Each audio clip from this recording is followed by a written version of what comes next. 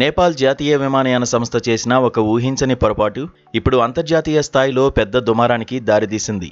తన విమాన సర్వీసుల నెట్వర్క్ను ప్రచారం చేసుకునే క్రమంలో ఏకంగా భారత మ్యాప్నే మార్చేయడం తీవ్ర ఉద్రిక్తతలకు కారణమైంది. భారత అంతర్భాగమైన జమ్మూ కశ్మీర్, లడఖ్లను పాకిస్తాన్ భూభాగంలో కలిపేసి చూపిస్తూ సోషల్ మీడియాలో పోస్ట్ చేయడంపై భారత నెటిజన్లు అగ్గిమీద గుగ్గిలమవుతున్నారు. దౌత్యపరమైన ఒత్తిడి పెరగడంతో సదరు సంస్థ వెంటనే ఆ పోస్ట్ను తొలగించి భారత్కు బేషరతుగా క్షమాపణలు చెప్పాల్సి వచ్చింది.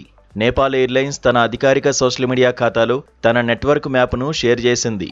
అందులో సంస్థకు ఎక్కడెక్కడ సర్వీసులు ఉన్నాయో వివరించారు.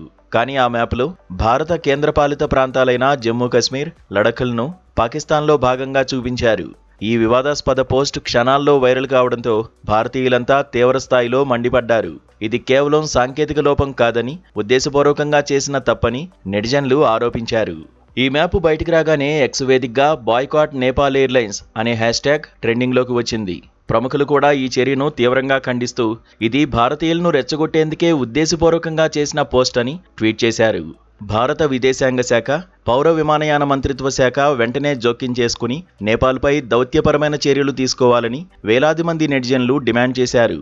వివాదం ముదురుతున్నట్లు గమనించిన నేపాల్ ఎయిర్లైన్స్ యాజమాన్యం తక్షణమే స్పందించింది. తప్పుడు మ్యాప్ను తన సోషల్ మీడియా పేజీల నుంచి వెంటనే తొలగించింది. అంతర్జాతీయ సరిహద్దుల ప్రదర్శనలో పొరపాటు జరిగిందని అంగీకరిస్తూ భారత ప్రభుత్వానికి, ప్రజలకు బేషరతుగా క్షమాపణలు తెలియజేసింది. ఈ తప్పిదం ఎలా జరిగిందనే అంశంపై అంతర్గతంగా సమీక్ష నిర్వహిస్తున్నామని, దీనికి బాధ్యులైన వారిపై కఠిన చర్యలు తీసుకుంటామని సంస్థ ప్రతినిధులు వెల్లడించారు.